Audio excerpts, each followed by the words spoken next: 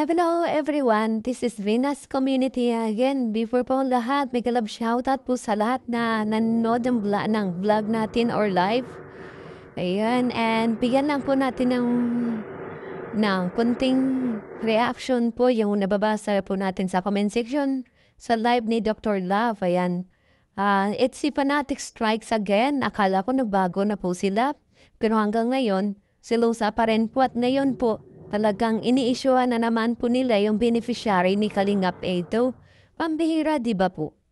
Dapat, respetuhin po nila, di ba? Iniidulo nila sa Kalingap Edo. Yung vlog ni Kalingap Edo sa personal niya na channel, dapat ilabas na po nila yung mga vlogs doon ni Kalingap Edo for charity.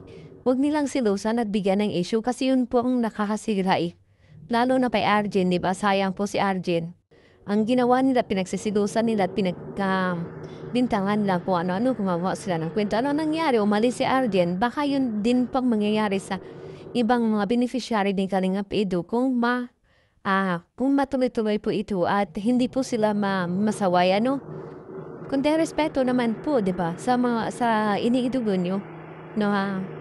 Kasi, labas na po yan sa love team eh. Padating sa channel ni Kalingap Edo, hindi na po yan love team. Kumaga, doon na po kayo doon na po kayo sa sa uploads ng EDC. Mag-comment about love team. Kasi pagdating naman sa channel ni Kalingap Edo, is talagang para na po yan sa kanyang mga beneficiary. Lalo yung live niya update po sa mga beneficiary niya, di ba? Di ba declare niya naman yan?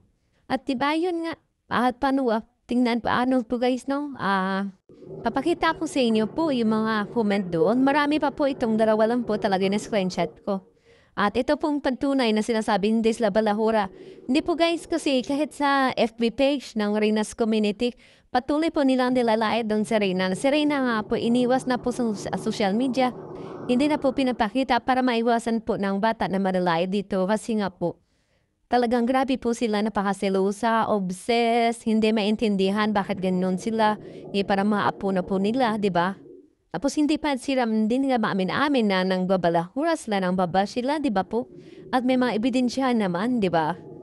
Wala namang ibang wala namang ibang nang babas, hindi naman po Jumcar yan, dahil hindi naman po nang babas yung Jumcar, ginarin na, ina-Arjen. Hindi naman po may Christian. Kasi sa totoo lang po, supporters din kami ng Mike Chris. And gustuhan namin yan si Krista dahil talented, both sila talented at alam naman po natin na hindi po yan love team. Po lang yan, tandem. At okay po yan dahil sinabi ng maaga na sila po is tandem daw, di ba po? Kaya yan, nakasuporta po tayo dyan.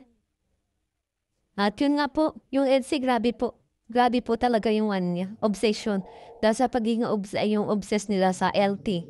At na sino-sino nila yung pinagbibintangan, At parang magkakaroon naman ng, strike to yung EDC sa beneficiary ni Kalingap Edo. Una po, di ba, sa alam natin si Arjen, umalis na nga si Arjen sa dyan. As beneficiary ni Kalingap Edo. At ito naman, pinagdudahan na naman po yung beneficiary ni Kalingap Edo na, insecure daw kay Benzi at inggit daw. At baka yung beneficiary daw ni Kalingap Edo, baka yun daw yung pipikot kay Kalingap Edo. Natatawa talaga po guys pag malalaho lang ba? Sabi ko, anong kayong mentality? Natatawa lang talaga ako guys. Sorry At ito nga po, ipapakita ko sa inyo ay okay, enough na to. May love shout out po sa lahat. Ayan. And salamat po sa mga, before po tayo mag-end, salamat po sa mga patuloy na sumusuporta kay Reyna, mga sponsor niya, lalo na kay Tita 1 million. Ayan, sa mga sponsor na ng pabahay, Ma'am Candy, Ma'am Lolita, Ma'am Irish, Ma'am AJ. Hanggang ngayon si Ma'am AJ nakasuporta kay Reyna, hindi po siya nawala. Ayan, sa lahat po kumanin na Ma'am Levi.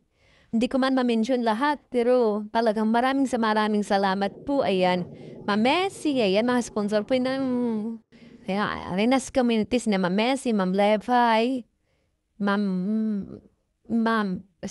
si Ma'am Mary Ann Speck, ayan, sponsor po ng pa-tricycle na Reyna na hindi pa natin nabubuo. Ayan, abangan po natin guys sa mga next update po natin yan para sa tricycle na Reyna. Maraming salamat po.